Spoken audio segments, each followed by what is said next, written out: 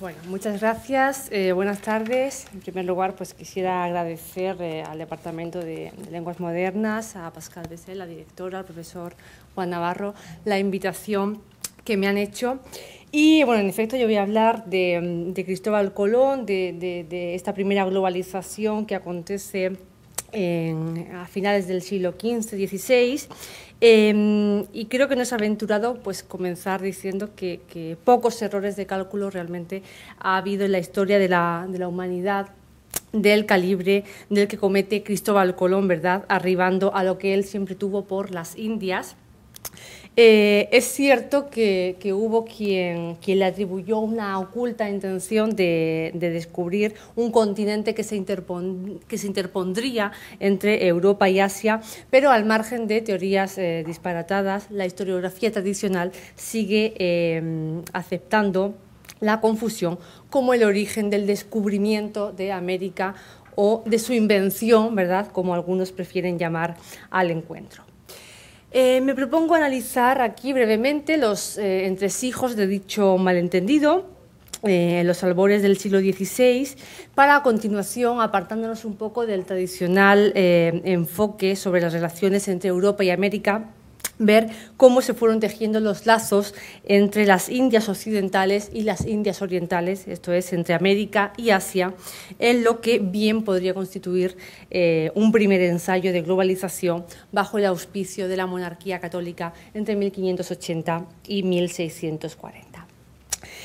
Los trabajos de Serge Lusinski, en especial Les quatre parties du monde, Histoire d'une mondialisation, donde el autor se pregunta si el mundo global que hoy habitamos no tendría un serio precedente en una época lejana como la colonial y en regiones consideradas periféricas como la América Latina o Asia, nos servirán como hilo conductor.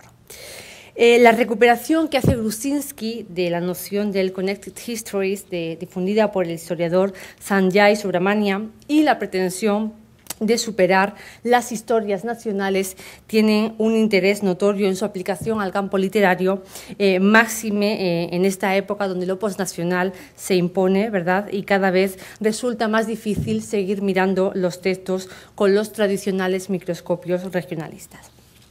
Las relaciones fructíferas entre el sudeste asiático y diversos escritores latinoamericanos en el siglo XX, ¿no? Pensemos en Pablo Neruda, pensemos en Octavio Paz, pensemos en Severo Sarduy o más recientemente en Rodrigo Rey Rosa, el guatemalteco Rey Rosa, que estudio en otro lugar y en lo que no me voy a detener ahora, pues es mi pequeña aportación en este terreno, ¿no? En este texto, en este trabajo del que hablaba, que es el artículo de la India a las Indias y viceversa, relaciones literarias entre Hispanoamérica y Asia, siglo XX, que acaba de aparecer en Iberoamericana, la revista alemana, continúo estableciendo conexiones y analizo cómo se prolonga esa peculiar correspondencia o analogía entre las Indias y la India, ¿no?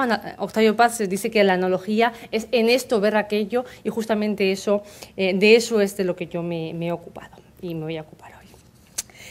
Comenzamos con Colón y recurro en primer lugar a Edmundo O'Gorman en el texto muy conocido, un clásico, ¿verdad?, La invención de América, investigación acerca de la estructura histórica del Nuevo Mundo y del sentido de su devenir, cuya segunda edición de 1977 amplía la primera, que como saben es de 1958.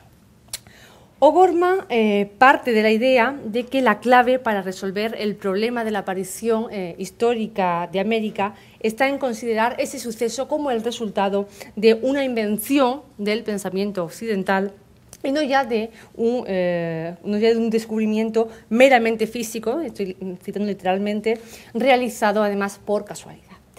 Se plantea así el autor si no es absurdo afirmar que América fue descubierta al tratarse de la interpretación de un hecho con el añadido de información que se fue conociendo después. Porque Colón llegó a una isla, y llegó por supuesto entre comillas, que él consideraba perteneciente al archipiélago cercano a Japón, Zipango, ¿verdad? Parece que la idea de que en el viaje de 1492 se descubre América parte de un rumor popular que la crítica ha dado en llamar la leyenda del piloto anónimo. Los colonos de la Española entre los cuales había algunos de los hombres que habían acompañado a Colón en su primer viaje, empezaron a comentar que Colón querría demostrar la existencia de unas tierras desconocidas de las que alguien, ese piloto anónimo, un piloto que habría ido a parar allí, le habría dado noticia. Ahí surge la noción de descubrimiento que se superpone, ¿verdad?, casi eclipsa a la intención colombina de llegar a Asia.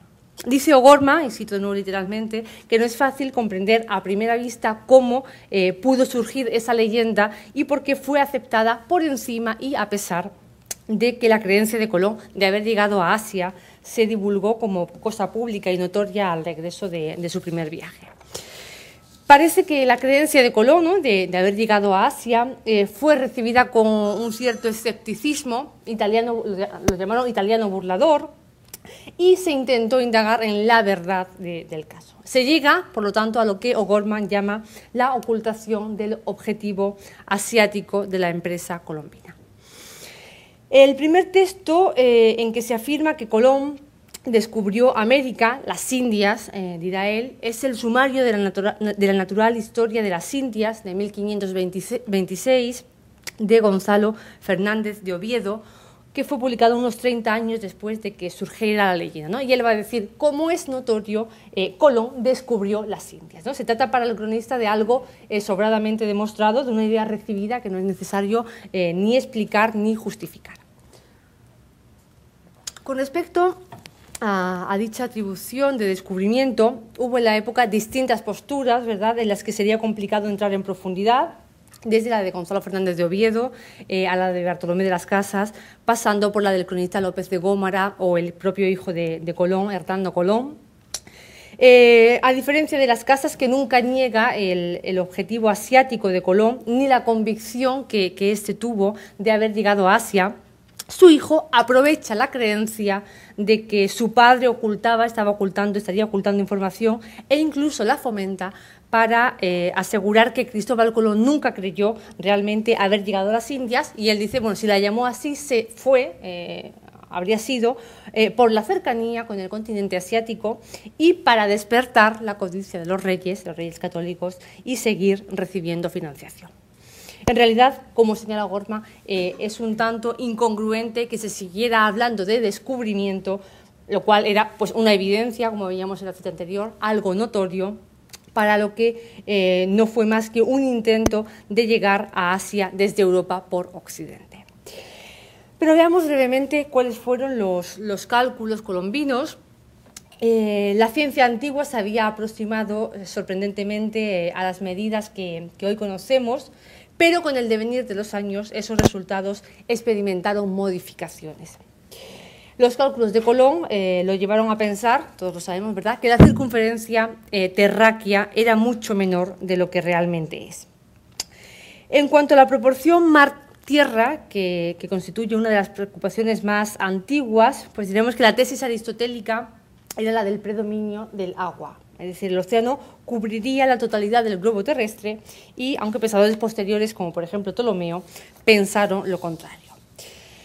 Pero a finales del siglo XV, la idea de que la superficie de la Tierra fuera mayor que la del agua se volvía ya del todo inaceptable, y al retomar a Aristóteles y su teoría de que el globo estaba cubierto de agua, se volvió a la idea de que la isla de la Tierra era más pequeña de lo que en realidad se había dicho. La Tierra no sumergida sería, por lo tanto, un fenómeno de excepción y se pensó que ocuparía una cuarta parte de la superficie de la esfera, ¿no?, y ya no los 6/7 del cálculo que partía de esta. Como la isla de la Tierra ya ocupaba ese cuarto de tierra, se desechó la posibilidad de que hubiera otras islas semejantes y de haberlas, pues serían islotes pequeños o deshabitados.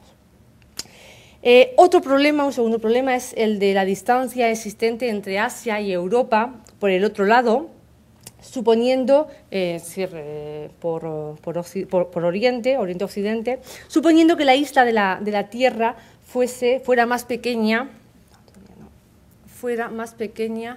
de lo que antaño se había pensado, ambos extremos podrían estar mucho más cerca si la circunferencia del globo terrestre fuera más pequeña de lo que se había dicho, ¿no? De esa forma, pues el espacio oceánico entre Europa y Asia sería menor. Pero también existía la posibilidad de que el orbis terrarum fuese mayor. Y eso era factible gracias a Ptolomeo, que había dejado abierta la posibilidad de extender hacia oriente la longitud del orbis terrarum, y gracias también a las noticias de Marco Polo, que añadía por oriente a la isla de la Tierra las provincias chinas de Cathay y de Mangi y un archipiélago adyacente con la isla de Zipango. Es decir, que ir a las Indias por occidente no era ninguna locura. En cuanto al conocimiento de los litorales a los que se iba a llegar, se sabía que la costa oriental de Asia se extendía desde el Círculo Boreal hasta el sur, y si se partía desde España con rumbo a occidente, era forzoso toparse con el continente o con el archipiélago adyacente, ¿no? Zipango, una tierra que sería rica en piedras preciosas. Después había que bordear una península o dos, navegar el Índico y alcanzar la India, que era el objetivo de Colón. Colón, por lo tanto, emprende su viaje a Asia después de dilucidar, después de llegar a la conclusión de que el globo terráqueo era más pequeño de lo que se creía y que el orbis terrarum era más alargado. Pero la noticia de esa creencia de Colón de haber llegado a Asia fue recibida con escepticismo, ¿verdad? La corona estaba interesada en los beneficios del hallazgo colombino y desea que sea cierto lo que Colón está contando. Sin embargo, no termina de creérselo, y ante la posibilidad de emitir un título legal que estuviera equivocado, ¿no?, de nombrarlo gobernador y virrey de las islas que se han descubierto en las Indias, es decir, en Asia, adopta una fórmula que sea mucho más amplia y ambigua y que incluya casi todas las posibilidades, ¿no? Y es lo que hace en esa fórmula anfibológica de la bula intercaetera de 3 de mayo de 1493, donde se lo nombra gobernador y virrey de las islas y tierras firmes ubicadas en las partes occidentales del mar Océano hacia los indios, es decir, hacia los indios y no en las Indias, como decía la fórmula anterior. Tampoco los científicos dan mucho crédito a Colón. No solo sus premisas teóricas eran discutibles, sino que no aportó pruebas empíricas del hallazgo. Pedro Mártir de Anglería, por ejemplo, señala la importancia de su hallazgo porque así se conoce mejor la parte de la Tierra comprendida entre el Quersoneso áureo, de que habló Ptolomeo, la península de Malaca, la actual península de Malaca, y España, sin llegar a afirmar que hubiera llegado al otro extremo del orbis terrarum. Más adelante manifiesta sus dudas acerca de que Colón hubiera llegado realmente a Asia, al ser muy poca la distancia recorrida, si bien le concede el beneficio de la duda. Y en las décadas señala que Aristóteles y Séneca ya habían defendido esa relativa vecindad de Asia y Europa, y que la existencia de papagayos en las islas era un indicio favorable para decir que estaba en Asia. Resumiendo, hubo dudas acerca de eso que decía Colón, aunque no rechazo tanto desde el punto de vista de la corona como desde el punto de vista científico.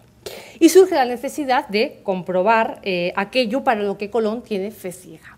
Se le van a pedir pruebas, se le van a pedir que demuestre que se trata de una masa considerable de tierra, se le va a pedir que demuestre que aquello es realmente el extremo oriental del orbis terrarum, por ejemplo, encontrando el paso marítimo que empleó Marco Polo en su viaje de regreso a Europa, donde se mezclarían los océanos Índico y Atlántico, y que traiga oro. Y por pruebas va Colón en los sucesivos viajes a Asia, aunque pues evidentemente le va a resultar difícil traerlas. En ese sentido, la segunda expedición resulta un fracaso, pues se desengaña de que, bueno, en primer lugar, de que la española sea Zipango, y tiene dudas al principio de si Cuba, Juana, la isla Juana, era tierra firme o no. Al principio pensó que se trataba del Quersoneso áureo, y para volver con algo concreto, pues hace declarar a la tripulación bajo juramento y ante escribano y testigos que la costa que habían explorado, es decir, Cuba, no podía ser una isla, era imposible que fuese una isla, porque era impensable que una isla fuese tan grande. Nos hace declararlo y firmarlo, ya digo, ante escribano y testigos, y que antes de muchas leguas navegando por la dicha costa, por el presunto Quersoneso áureo, se hallaría tierra donde tratan gente política y que saben el mundo, ¿no? Se trata, como es evidente, pues de una profesión de fe más que de otra cosa. En el tercer viaje, Colón va decidido ya a llegar a la masa continental, alcanzar el Ecuador, bordearlo y seguir hacia Occidente para hallar el Océano Índico. Llega a la Trinidad y piensa que es una isla vecina a las costas del Quersoneso Áureo, pero algo extraño percibe que está sucediendo, y es que en el golfo a donde arriba la flota detecta la presencia de agua dulce, una gran masa de agua dulce, lo cual implica la existencia de un gran río, un río muy caudaloso y, por lo tanto, de tierra firme, ¿no? Entonces, estaban ante las costas de la actual Venezuela, ¿verdad?, Golfo de Paria, surge el problema de cómo era posible que hubiera tierra firme en el hemisferio sur sin que nadie se hubiera dado cuenta, sin que nadie lo hubiese dicho. Además, aquellas tierras no se correspondían con las descripciones de Marco Polo, no se sabía qué era aquello, de qué se trataba, ante qué lugar estaba, y Colón no sabe qué hacer y da un golpe de efecto, ¿verdad?, con la posibilidad de que se trate de las puertas del paraíso. Él dice, a donde están las puertas del paraíso terrenal, que, según común opinión, está en fin de Oriente. Es el modo, evidentemente, el modo magistral de salir del atolladero de un hombre que no se va a detener ante ninguna evidencia. Entre 1499 y 1592 se realizan diversas expediciones para trazar la geografía del lugar y encontrar el ansiado paso del Índico. Hay que señalar en ese sentido la importancia del tercer viaje de Vespuccio y del cuarto de Colón. Vespuccio pretendía encontrar el paso del Índico y dar la vuelta al mundo, y la intención de Colón pues parece que era la misma, ¿no? Pero Vespuccio iba a buscarlo hacia el sur, es decir, Brasil abajo, demostrando así la unicidad del continente y del orbis terrarum, mientras que Colón iba hacia la separación entre la isla de la Tierra y el paraíso terrenal, lo cual modificaría la forma tradicional de entender el mundo. Colón desoye la prohibición real de ir a la Española, y recala allí, navegando hacia el occidente. Él esperaba toparse con el continente asiático, la península de Malaca, dado que Cuba, pues, presuntamente era parte del continente. Llega a Honduras, se dirige hacia el sur, esperando que la costa que doblara en un cabo para encontrar el paso del Índico. Llegan a un cabo que Colón llama Cabo Gracias a Dios, en el límite entre las actuales Honduras y Nicaragua, pero el paso seguía sin llegar. Sin embargo, bueno, Colón no desaprovecha la oportunidad, cualquier oportunidad que se le presenta, para reafirmarse en la idea de que estaba en Asia. Oye hablar de unas minas de oro y dice que eran las de Ciamba, que era el nombre que Marco Polo le había dado a la Conchinchina, una región del Quersoneso Áureo que Marco Polo situaba en el extremo de esa península. El 6 de octubre llegan a una entrada del mar que promete girar, pero es otra falsa alarma, como constatan 11 días después. Pero Colón se entera, y estamos ya a la altura de Panamá, de que aquello era un istmo, y al otro lado estaba el océano, supuestamente el Océano Índico, ¿no? Después, según le dijeron los indígenas, y él se creyó, estaba el Ganges a 10 días de navegación, ¿no? Y en ese sentido, este texto pues, es bastante significativo, ¿no? En Siguare usan tratar en ferias y en mercaderías, esta gente así lo cuenta, y me mostraban el modo y forma que tienen en la barata. Otros sí dicen que las naos traen bombardas, arcos y flechas, y espadas y corazas, y andan vestidos, y en la tierra hay caballos, y usan la guerra, y traen ricas vestiduras, y tienen buenas casas. También dicen que la mar boja Siguare, y de allí a 10 jornadas es el río de Ganges. Parece que estas tierras están con Veragua, como Tortosa con Fuenterrabía, y Pisa con Venecia. Es decir, la distancia que hay entre Pisa y Venecia, pues un poquito más para allá está el Ganges, ¿no? A pocas millas. El primer documento en que se habla de América es el folleto llamado La Cosmografía e Introductio, publicado en 1507 por la Academia de Saint-Dié, que incluía la letera de Vespuccio en traducción latina, y el también célebre Mapamundi de Waldseemüller de 1507. ¿no? Colón, como sabemos, había muerto ya un año antes. Ironías del destino, los portugueses van a propiciar la deformación lingüística de la ciudad de Kolaan Batota, de Ceilán, de modo que la capital de esa pequeña isla al sur del subcontinente indosánico, se terminará llamando Colombo en honor del genovés que tanto pues, la había buscado. Con respecto a las relaciones comerciales con Asia, hay que decir que se habían intensificado ya a finales del siglo XIII, cuando los Polo emprendieron ese viaje a Oriente que entre 1271 y 1295 les permitió conocer territorios ignotos. El libro de las maravillas del mundo, llamado también El descubrimiento del mundo o El millón, escrito inicialmente en francés, hacia 1298-99, conocería una gran popularidad de la época, de lo que dan testimonio los múltiples manuscritos presuntamente originales y el número de traducciones. Es una descripción de China acompañada de un repertorio de sus instituciones y creencias, así como la crónica de los años de actividad política y comercial de Marco Polo a cuenta de Kubilai Khan. Ese documento que aportó a Occidente el primer testimonio preciso sobre Extremo Oriente chocó con la incredulidad de sus contemporáneos, pero estuvo indudablemente en el imaginario colombino. Las relaciones ibéricas con Asia habían comenzado cuando los portugueses establecen una ruta que bordeando el Cabo de Buena Esperanza y surcando el Océano Índico, conecta la península ibérica con la India. Vasco de Gama consigue, como sabemos, ¿verdad?, en 1497-98 llegar a la India, Calicut, ampliando ya la ruta que había trazado en el 88 Bartolomeu Díaz, que fue el primero en atravesar el Cabo de Buena Esperanza.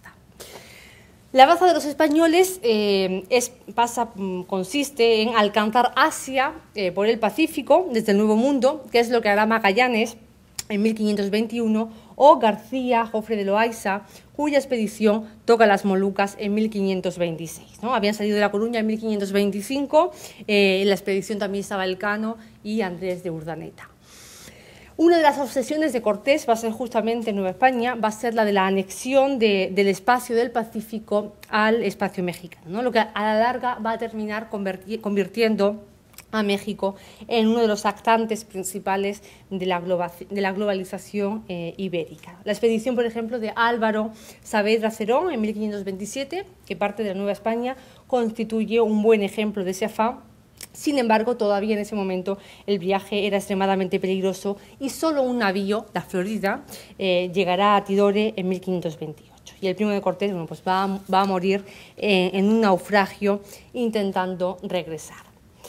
A partir de entonces los viajes desde España se reducen, aunque sí se realizan algunos desde México, como la expedición de 1537, en la que Grijalva y Alvarado descubren las Islas Gilbert, o la de 1542, cuando Ruy López de Villalobos llega de nuevo a Tidore, en las Molucas, y desde ella uno de sus lugartenientes, Pedro de Retes, alcanza Nueva Guinea.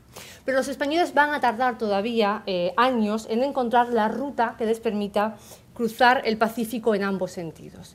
Será en 1566 justamente cuando los marinos de la expedición de Miguel López de Legazpi trazan definitivamente esa ruta, consignando el circuito de corrientes oceánicas y vientos favorables, y el orbe hispánico se amplía ya hasta Asia, ¿verdad? El primer establecimiento español permanente en Oriente será Filipinas, que se funda en 1565. Y desde finales de la década del 60, de 1560, el galeón de Manila se ocupará de reforzar vía Acapulco la conexión asiática. Jack William Little Shorts destacó en The Manila Galleon en 1969 que durante los 2 siglos y medio que duró la ruta, los galeones hicieron una vez al año ese largo y solitario viaje entre Manila en Filipinas y Acapulco en México, y que ninguna otra línea, y eso es cierto, ninguna otra línea marítima ha durado tanto tiempo. De ahí que, como subraya también Araceli Tinajero, la recurrencia, la presencia de objetos asiáticos, esa recurrencia por parte de los modernistas latinoamericanos, lejos de ser una mera copia del orientalismo francés o, lo que es peor, simple afán de exotismo, revelaba una realidad histórica, que era la presencia de esos artículos en Hispanoamérica desde finales del XVI, ¿no? Artículos que a finales del XIX estaban ya suficientemente enraizados en la cultura hispanoamericana, a pesar de que en 1813 las Cortes hubieran suprimido por decreto la nao de Acapulco. En efecto, el galeón de Manila, o nao china, como también se la llamó, llegaron en estos barcos, llegaron telas de seda, llegaron telas de algodón, seda cruda, seda en rama, especias, labores orientales, maderas nobles, trabajos de cobre, nidos de salangana, aceite de algalia, porcelana, marfil de la India y de China, y un larguísimo, larguísimo etcétera. Algunos de los textos del periodo colonial, textos literarios, dan cuenta de esas relaciones mexicano-asiáticas que gracias al galeón de Manila justamente se habían fomentado, ¿no? Así, por ejemplo, en un texto de finales del 17, como Los infortunios de Alonso Ramírez, de Cantos de Sigüenza y Góngora, en ese texto el protagonista es un puertorriqueño que relata sus tribulaciones a lo largo de varios años y refiere cómo decide exiliarse a las islas asiáticas al verse conturbado por los vaivenes de la fortuna, ¿no? Y aquí tenemos un pequeño ejemplo, una cita del texto: desesperé entonces de poder ser algo y hallándome en el tribunal de mi propia conciencia, no solo acusado, sino convencido de inútil, quise darme, por pena de este delito, la que se da en México a los que son delincuentes, que es enviarlos desterrados a las Filipinas. Pasé pues a ellas en el galeón de Santa Rosa, que salió del puerto de Acapulco para el Cavite en el año 1682. Y otro texto, El Periquillo Sarmiento, a modo de ejemplo, de 1816, de José Joaquín Fernández de Lizarde, nos presenta al pícaro, al protagonista, embarcándose en Acapulco para Manila, tal y como el don Pablo de Quevedo lo había hecho en La vida del Buscón, al irse a las Indias a probar fortuna. Entre los capítulos 14 de la segunda parte y 6 de la tercera, cuenta cómo el protagonista hace el camino de ida y vuelta a las Filipinas, volviéndose incluso con un amigo chino, que evidentemente no era chino, a México. Y el protagonista refiere justamente pues lo rentable del envío de mercancía a México desde Asia. Bueno, y remito a los capítulos 14 de la segunda parte y 3 de la tercera parte, que son bastante interesantes para ejemplificar esto que digo. Serge Rusinski se esmera en destacar el papel conector de México con Asia, cuyo lado maravilloso y fantástico habría sido uno de los motores fundamentales de la colonización hispánica. Y no debemos olvidarnos, efectivamente, de la transferencia que se hizo a América de la mitología elaborada por Europa sobre Asia durante la Antigüedad y durante la Edad Media, porque en la mente europea el exotismo americano está vinculado históricamente con el asiático. Como lo explica Óscar Pujol, desde tiempos de los griegos se habían gestado toda una serie de imágenes en torno a la India, 3 imágenes muy recurrentes en concreto, que todavía estarían vigentes en el Renacimiento y que serían las imágenes de exotismo, riqueza y espiritualidad. Tanto el exotismo como la riqueza, India habría sido para Occidente, en cierto sentido, una versión temprana de El Dorado, fueron trasladadas casi punto por punto a las Indias occidentales, sobre todo cuando al imaginario de la antigüedad se superpuso el de los libros de caballerías, que como saben estaban plagados de gigantes, de seres cinocéfalos, policéfalos, etcétera, etcétera, etcétera, que tanto modificaron, que tanto condicionaron el desarrollo y sobre todo el relato de la conquista.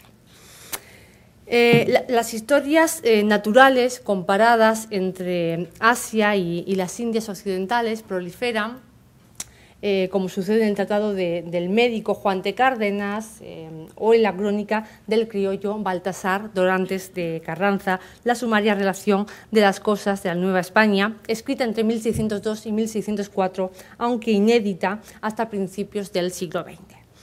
Este Baltasar Dorantes de Carranza, le sonará, es el hijo de Andrés Dorantes de Carranza, que acompañó a Alvar Núñez en su periplo, en su expedición por el territorio de la Florida y el sur de los Estados Unidos. Poco sabemos de él, más allá de que nació en México y a mediados del siglo XV.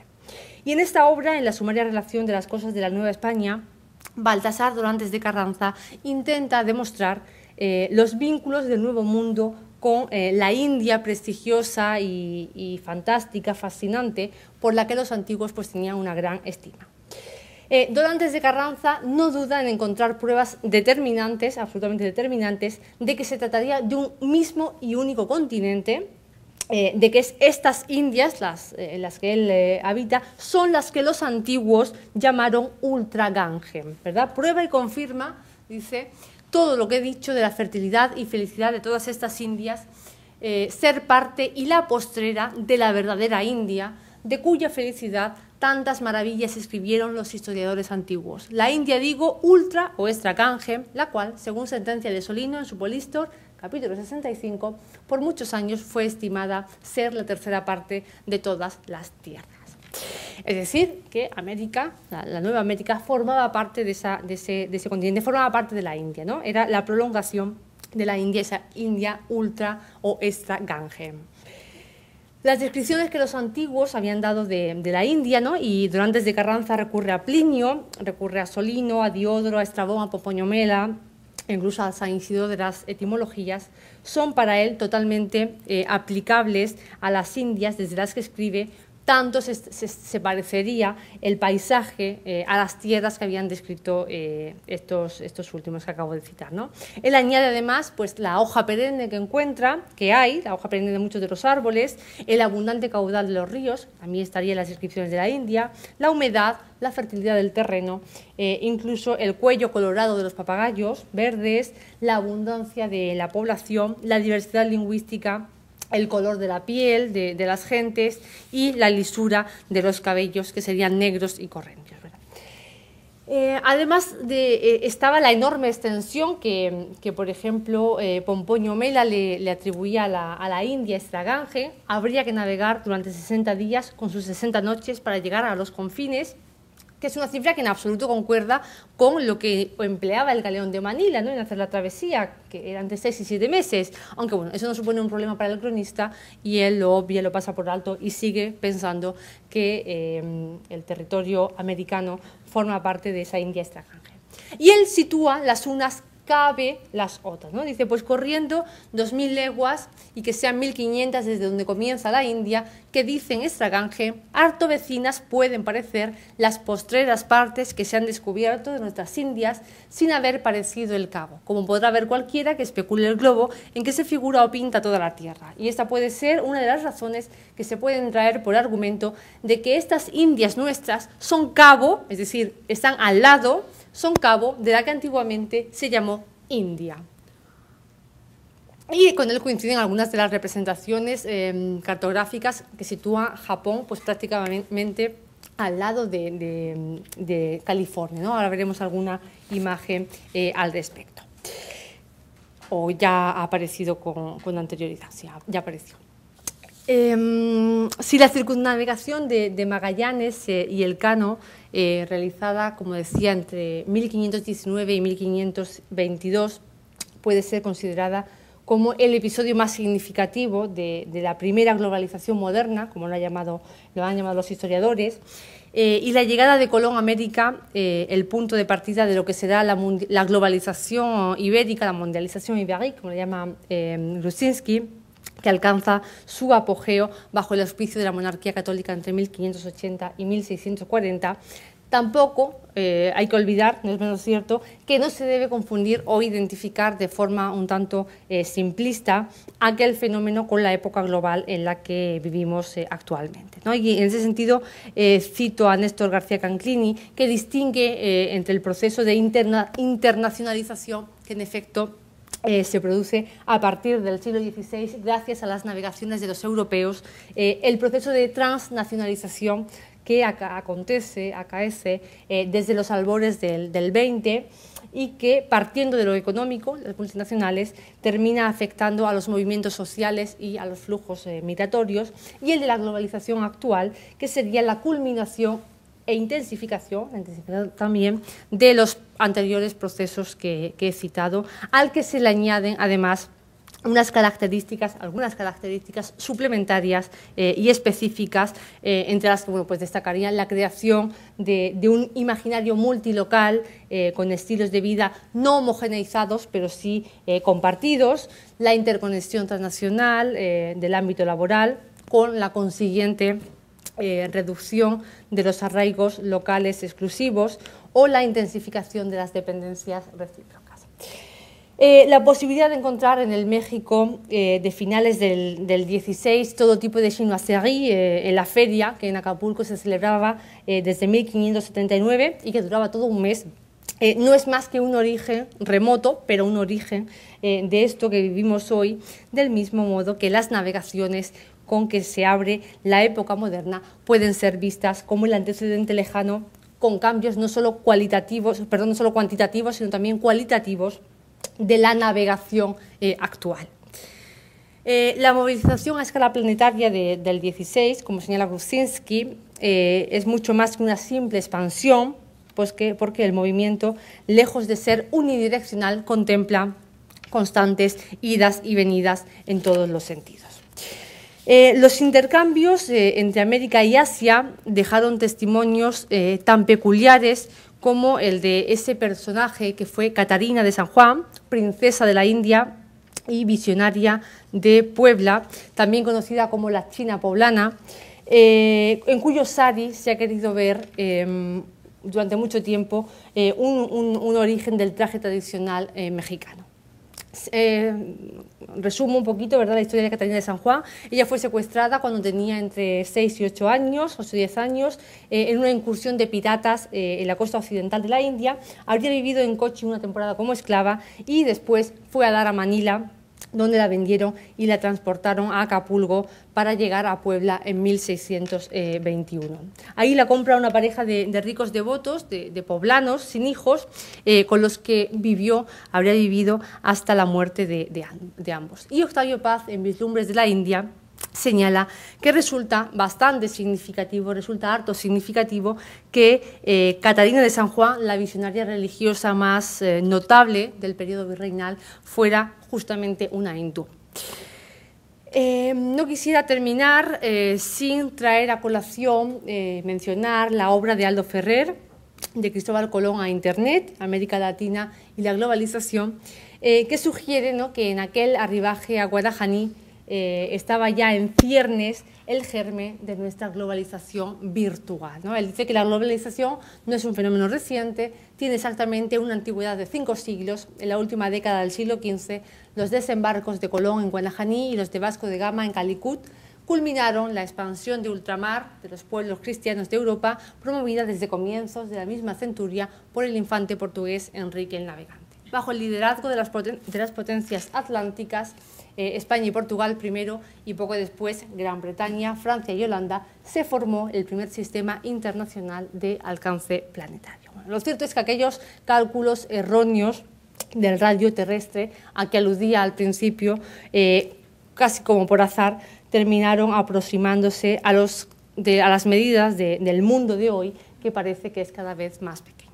Y con esto termino. Muchas gracias.